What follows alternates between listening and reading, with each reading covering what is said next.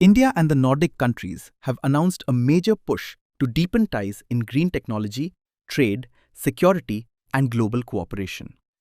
At the Third India-Nordic Summit, Prime Minister Narendra Modi met the leaders of Denmark, Finland, Iceland, Norway, and Sweden, with all sides agreeing to upgrade ties into what they called a green technology and innovation strategic partnership.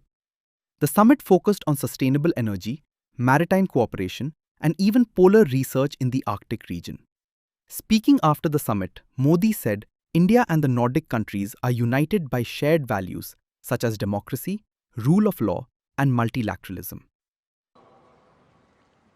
Democracy, rule of law और multilateralism के प्रति हमारी साझा प्रतिबद्धता हमें natural partners बनाती है और टेक्नोलॉजी और सस्टेनेबिलिटी में हमारी शेयर्ड प्रायोरिटीज हमारे संबंधों को अवसरों से भर देती हैं. The leaders also discussed increasing trade and investment ties. At present, India's combined trade with the 5 Nordic nations stands at around $19 billion, a relatively small figure compared to India's trade with other European regions. But that could soon change.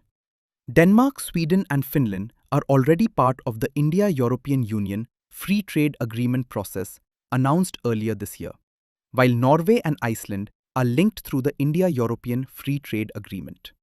During the summit, each leader outlined their vision for closer cooperation with India. Finnish Prime Minister Petteri Orpo warned that geopolitical uncertainty is likely to continue and said India and the Nordic countries must keep engaging on global challenges. He also announced that Finland will host the next India-Nordic Summit. One of the key moments during the summit came from Icelandic Prime Minister Kristrún Frostadóttir, who used the word samband while speaking about ties with India. Her meeting with Prime Minister Modi was also significant because it was their first since she took office in 2024. Mr. Modi is understood to have invited her to visit India next year.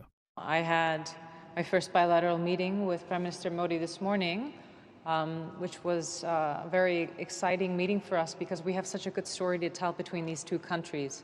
And I think in today's world, like many have said here, people need a sense of hope that unlike countries in some aspects can come together, that there's a sense of respect between nations, in dialogue, in trade, that we're not feeding a world where we're closing off, but we're opening up to each other.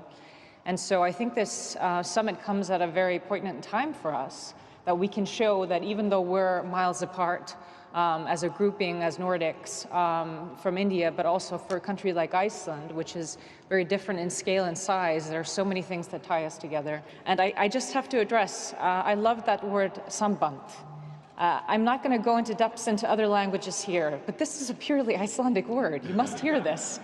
This is such a purely Icelandic word, and people will be very devoted to this language, Prime Minister Modi, because this is what people need. They need more samband today. The summit also touched on major global conflicts and security concerns. On the Russia-Ukraine war, the leaders acknowledged differences in positions, but jointly expressed concern over the conflict. They called for a just and lasting peace through dialogue and diplomacy, based on international law and the UN Charter. The leaders also expressed concern over the humanitarian situation in Gaza and backed efforts for a ceasefire. On tensions involving US-Israel war with Iran, the countries called for de-escalation and stressed the importance of maintaining freedom of navigation and global commerce through the Strait of Hormuz. Security and terrorism were another major focus area. India and the Nordic countries strongly condemned the Pahalgam terror attack and the incident near Delhi's Red Fort last year. They agreed to strengthen cooperation at platforms such as the United Nations and the Financial Action Task Force to combat terror financing, prevent misuse of emerging technologies by terror groups, and tackle extremist recruitment.